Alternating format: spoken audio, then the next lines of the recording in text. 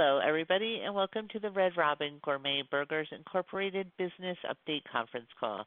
This conference is being recorded. During management's presentation, in response to your questions, they will be making forward-looking statements about the company's business outlook and expectations. These forward-looking statements and all other statements that are not historical facts reflects management's beliefs and predictions as of today, and therefore are subject to risks and uncertainties, including those described in the company's SEC filing. Management will also discuss non-GAAP financial measures as part of today's conference call. These non-GAAP measures are not prepared in accordance with generally accepted accounting principles, but they are intended to illustrate alternate measures in the company's operating performance that may be useful.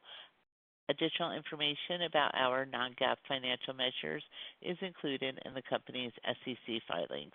Now I would like to turn the call over to Red Robin's President and Chief Executive Officer, Dave Pace. Please proceed. Good morning, everyone. Thank you for your interest in Red Robin. As I approach my 3-month mark as CEO, I'm even more confident in the potential for Red Robin and for our future. During my first 3 months, it's also become clearer that to realize this potential, we must take bold actions across the business to make investments that drive sustainable growth in traffic, profits, and cash flow, enabled by a strengthened financial position. Yesterday, we unveiled our first choice plan to address these opportunities head on. These actions are designed to position Red Robin for long-term success while strengthening our financial foundation. Underpinning all of this is our goal to make Red Robin the first choice for guests searching for a differentiated restaurant experience, team members looking for a great place to work, and investors seeking reliable returns on their investments. More specifically, the first choice plan consists of the following. First, hold serve, protect and build on the foundations established under the North Star plan. Second, drive traffic, creatively engage with guests and inspire visitation. Third, find money, manage expenses and assets to reduce debt and allow for critical investments. Fourth, fix restaurants, invest in the physical estate to improve the overall dining experience. And fifth, win together, create a high-performance environment that attracts and retains the best industry talent. Let's start with holding serve and building on the foundations established under the North Star plan. As we've spoken to extensively in the past, Red Robin is in a substantially better position now from a food quality and hospitality perspective relative to the start of the North Star plan. When our team members execute the way we know they're capable of, our guests have a great experience at Red Robin. In fact, in the recent ACSI restaurant and food delivery study, Red Robin saw the largest improvement in customer satisfaction in the entire full-service segment. That said, we know that we can still be more consistent across shifts, restaurants, and regions to deliver a great experience every time. At the same time, we must maintain the labor efficiencies that we've seen in the first quarter and ensure that we continue to improve overall restaurant profitability. A great dining experience is paramount to a growing restaurant brand and inspires guests to return more frequently, which leads us to our second pillar, drive traffic. Like many in casual dining and across our industry, Red Robin has experienced traffic declines over the past several years, while at the same time reducing investments in messaging and promotion. We now need to reverse that approach to increase our creative engagement with guests, and we have a clear path to develop that engagement while generating the resources needed to make it happen. This starts with delivering value for the money to the guest every time through great food and great service, inclusive of everyday value. To address this opportunity, next Monday, July 21st, we're launching our Big Yum deal, which includes a Red's Double Tavern Burger, a bottomless side, and a beverage for $9.99. We know we can deliver a great experience to our guests across all areas of our menu, but in order to do so, we must get them through the front door. This new offer will work to drive near-term traffic as we bridge to other marketing efforts we have planned for later this year and beyond. From a high-level perspective, we need to continually identify and remove barriers to trial and repeat, and our team is hard at work on that as we speak, leveraging increasingly sophisticated data analytics to fully understand our challenge. Before the end of 2025, we plan to implement a much more targeted marketing plan to meet the most relevant needs and desires of our guests and deliver food, beverages, value, and experiences that satisfy those needs and desires in a uniquely Red Robin way. In order to improve traffic, the objectives are simple and clear. First, inspire more guests to add Red Robin to their consideration when seeking a casual dining experience. And second, to inspire more guests considering a casual dining experience to make Red Robin their first choice. We're confident that our new analytical and performance marketing capabilities and innovative marketing approach will allow us to punch above our weight. In order to make the critical investments required in our business, it's essential that we strengthen our financial position and free up funds for investment, which leads us to our third pillar that we summarize as find money. This pillar centers around managing expenses and assets to reduce debt, improve free cash flow, and allow for those critical investments back into the business. We'll work to find money through a combination of efforts. First, delivering consistent financial performance. Our operators have increasingly demonstrated their improved ability to effectively manage the business and deliver results at the restaurant level, and we need and expect that to continue. Second, we plan to reduce expenses across the system. This includes a continuation of our efforts to thoughtfully reduce restaurant-level costs through supply chain efficiency, technology like our labor scheduling platform to have the right labor at the right time, and parity or better changes for the guest. In addition, we recently began implementing a series of corporate cost reductions that we estimate will reduce G&A expenses by approximately $10 million annually at their full run rate. Third, we're pursuing a tactical refranchising effort for a select number of company-owned restaurants and markets. I want to emphasize that this is a tactical maneuver to generate proceeds that we expect to use to reduce debt, facilitate a refinancing of the debt that remains, and to reinvest back into the business. This is not a fundamental shift in our operating strategy to a more asset-light model. We see opportunity for current franchisees to gain a larger footprint in their Red Robin holdings, and we've partnered with Brookwood Associates to launch a broader marketing effort to bring proven operators into the Red Robin family. When complete, we expect to continue operating with the vast majority of our restaurants as company-owned.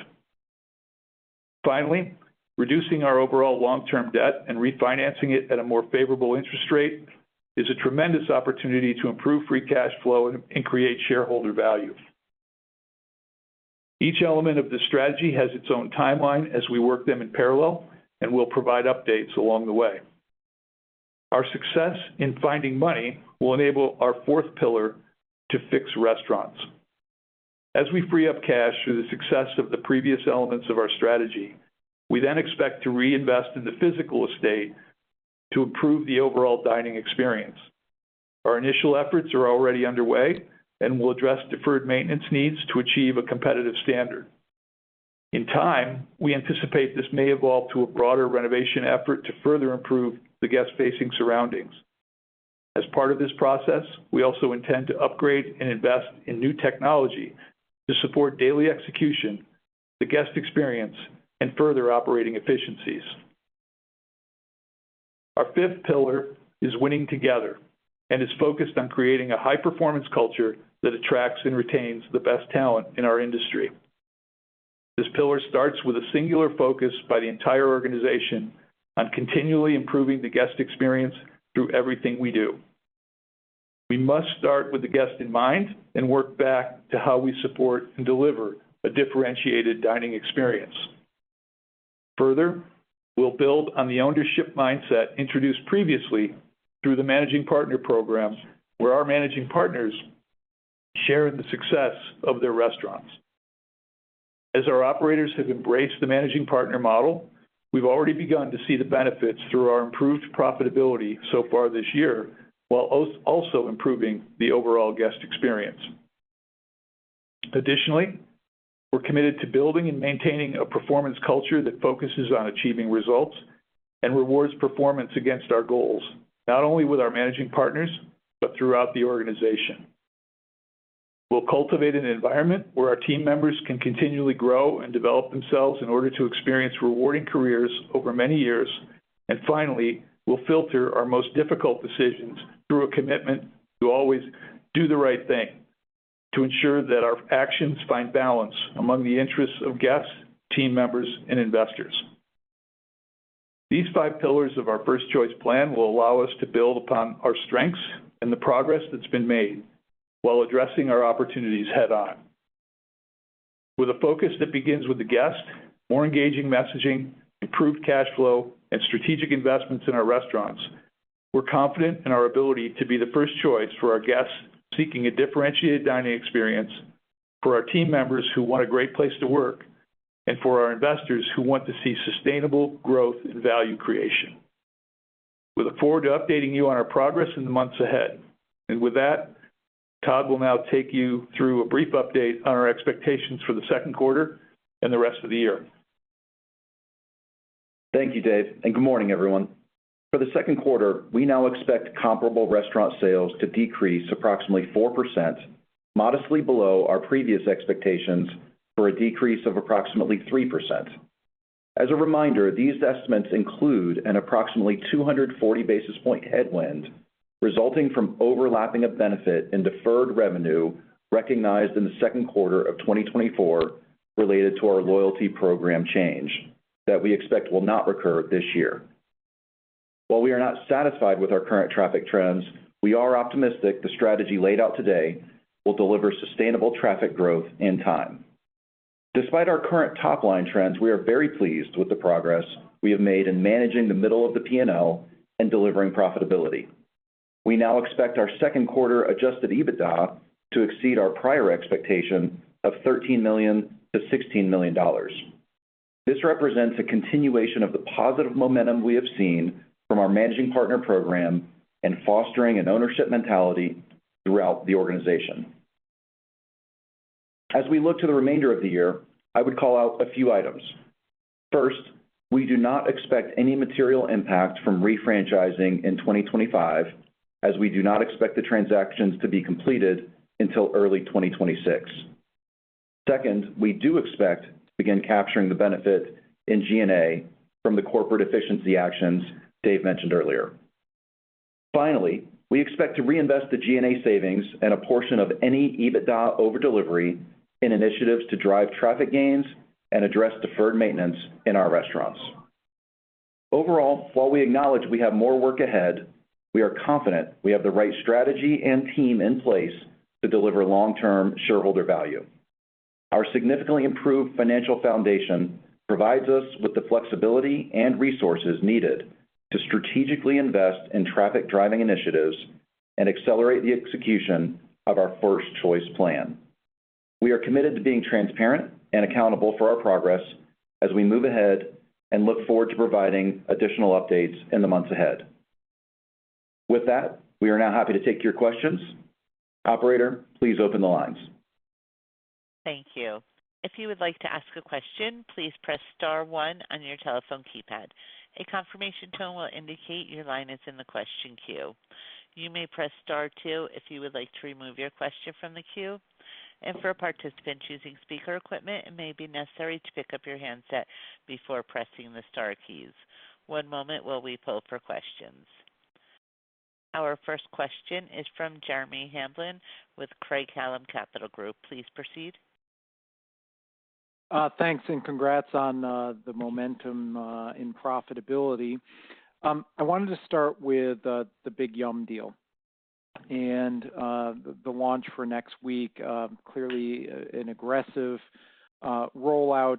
I wanted to understand what you expect the impact to be on your food costs, what the margin profile might look like, and, you know, if you've tested this at all, you know, what type of results you're seeing in terms of driving average check.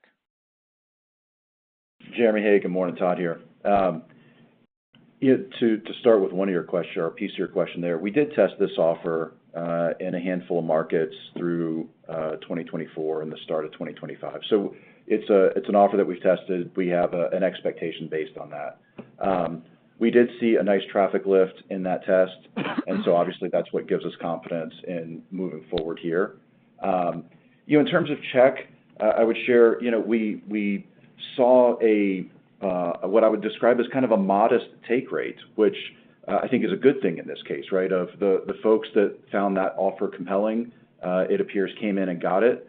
We didn't see significant trade down to the offer, which, you know, financially gives us some confidence as well. So I think it's the combination of we saw it move the needle on traffic by a few percentage points, and, you know, we didn't see significant degradation in PPA or gross margin per guest. And so it's all of those factors that let us, you know, kind of take the step now. I think it's also an acknowledgement that, you know, the competitive environment, this puts us on a competitive playing field from a price point standpoint, at least, with a lot of the other competitors out there. And so we feel good with our product, our hospitality, as we've talked about, but we felt like price point was one that we could be more competitive with, and so that's what brings us forward. Yeah, just to top that off, I mean, I agree with the last points that Todd made, but we were hearing from our operators and from our guests about price point and, you know, the value competitiveness in the marketplace right now, and we felt we had something that we could respond to it with that we felt good about, and so we moved quickly to put it in place. Great, thanks for the color. And then just in terms of coming back to Q2 and providing a little bit of insight here on the upside in profitability despite a little bit of downside on the comp.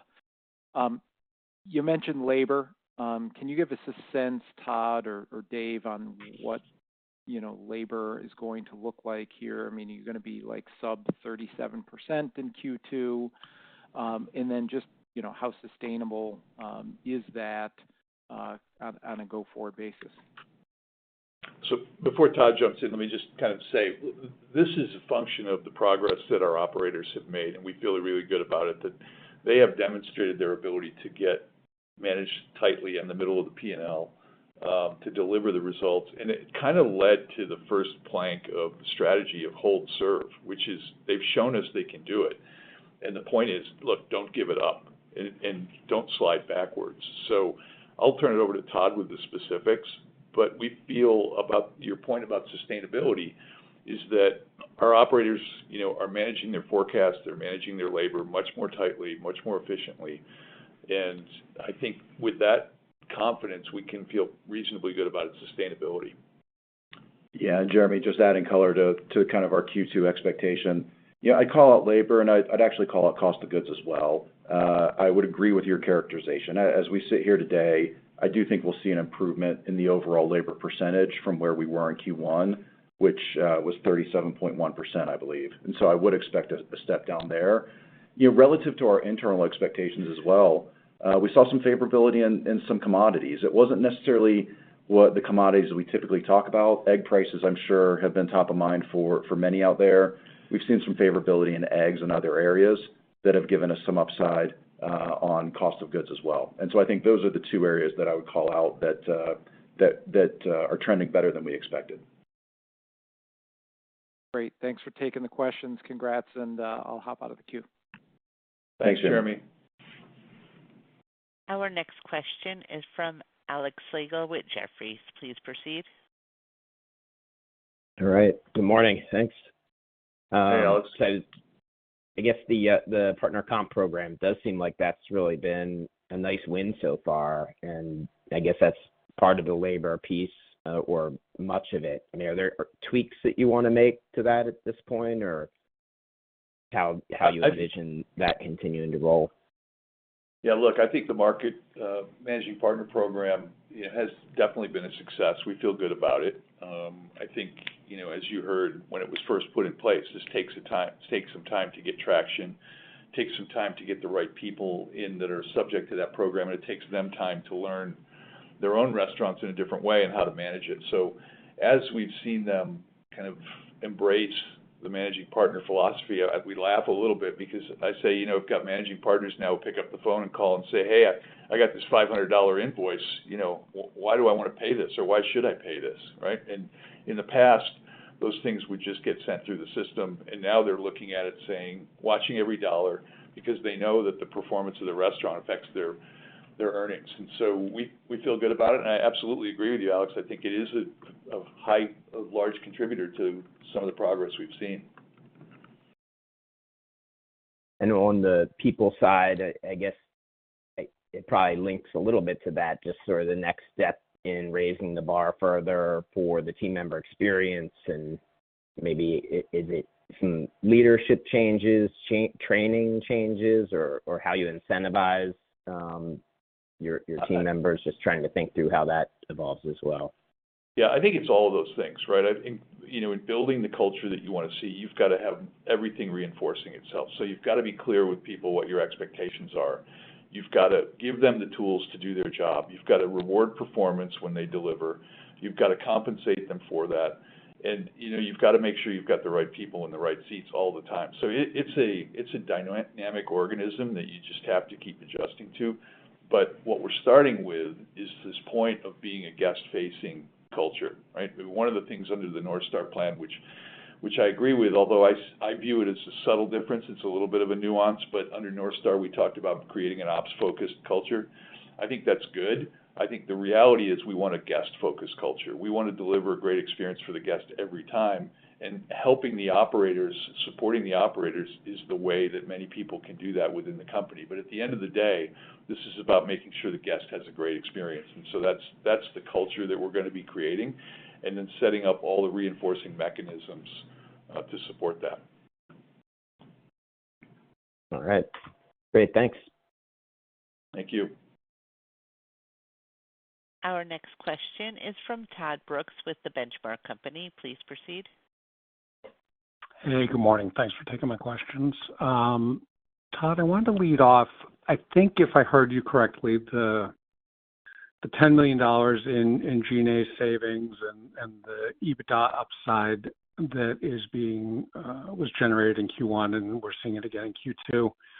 The idea is that this goes into funding the strategies laid out in the first choice plan. Where are we funding the balance sheet improvements that you're talking about in kind of part of the find money pillar here? Is that come out of refranchising, so we don't really start to see the balance sheet parts of the plan kick in until fiscal 26? Or just kind of walk me through maybe funds generated and when they go against the different initiatives, if we could. Yeah, Todd, this is Dave. I'll give you a little bit of the headline on this and how we're thinking about it, and I'll let Todd speak to some of the specifics.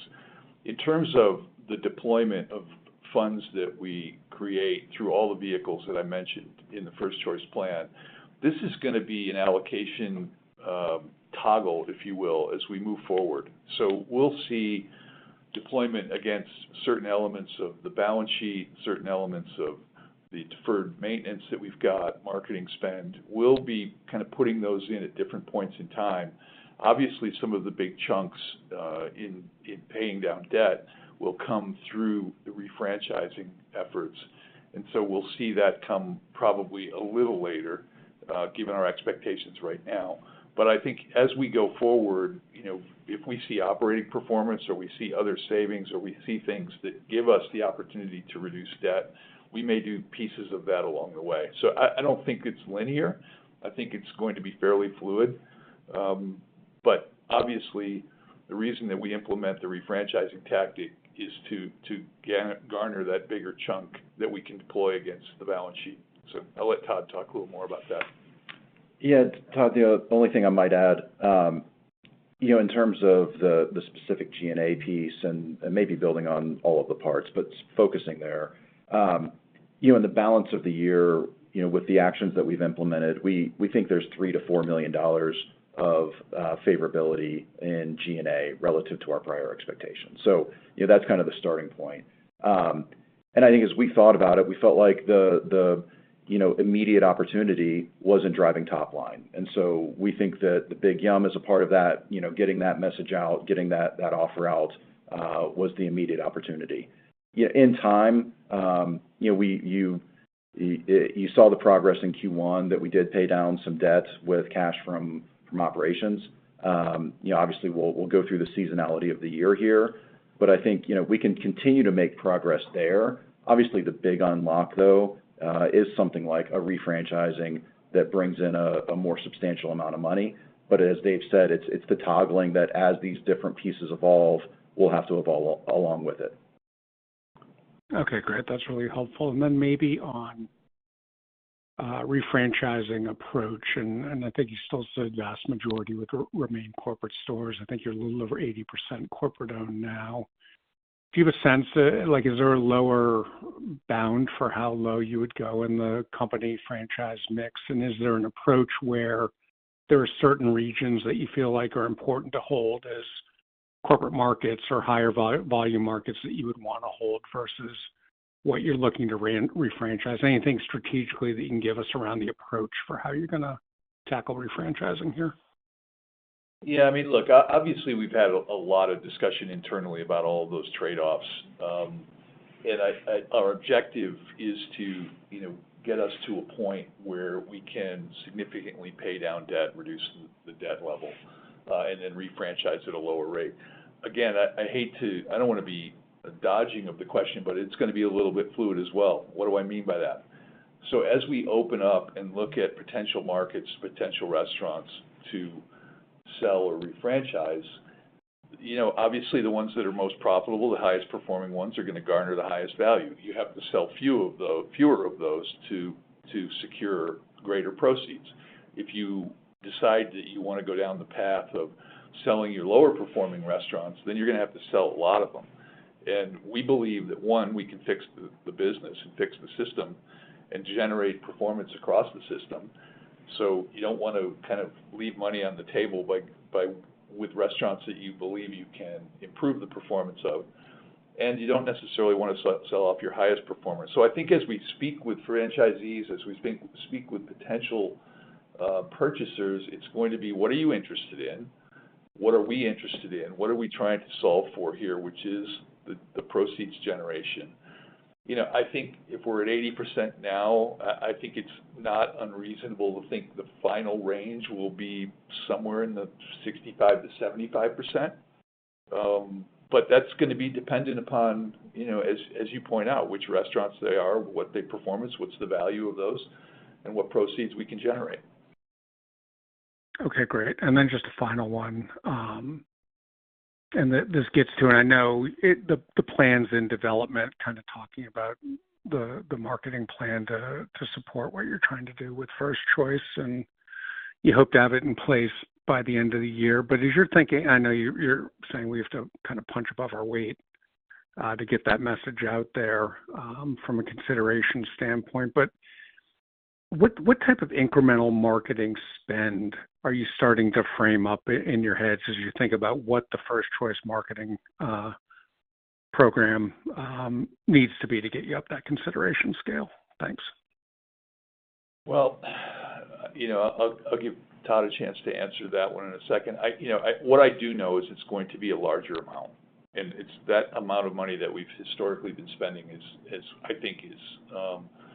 sub-optimized for what we need to do and what we can do to break through. The other thing I'll talk about with the First Choice marketing plan, that you'll hear more about as we get into this later on our next earnings call and beyond, is that the First Choice marketing plan, we think is, and again, you'll hear more about this, is a very innovative, data-centric, analytical approach to approaching our guests. We believe we've uncovered an approach that allows us to be highly laser targeted on the guest, to deliver, to, first of all, understand what goes into their decision tree about choosing where to dine and why to go to Red Robin. And secondly, then, what do we need to put in place in front of those guests to inspire traffic? And as we are able to deploy that, we're going to figure out, what does that mean? What do they want? We're working right now on those data analytics to understand, what do they want? What would drive them to come in, and then what do we have to do to deliver that? So all of those things, again, are tied together. And as we get through this data analytics, which is a different algorithm than exists in the marketplace today, we'll understand more about what the cost is to deliver against those expectations. So I will tell you it's a bigger number, but that's it. Okay, great. Thank you both. Yeah. Okay. Our next question is from Mark Smith with Lake Street Capital Markets. Please proceed. Hi, guys. I wanted to dig in a little bit on the fixed restaurants part. As we think about this, will this be more of kind of a refresh rather than a reimage program? Yeah. Hey, Mark. This will be more of a lighter touch than a full remodel reimaging program. This is not, hey, we've come up with a new design, you're going to see us implementing that design. This is looking at our current fleet and addressing issues that need to be addressed, that are customer facing, that we believe take away from the dining experience today, and that we think we can address. So I think as we get through this, we've got a big chunk of investments that we have to make in this area.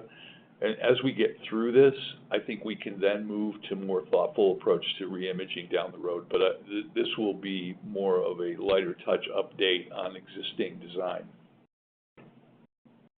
Okay.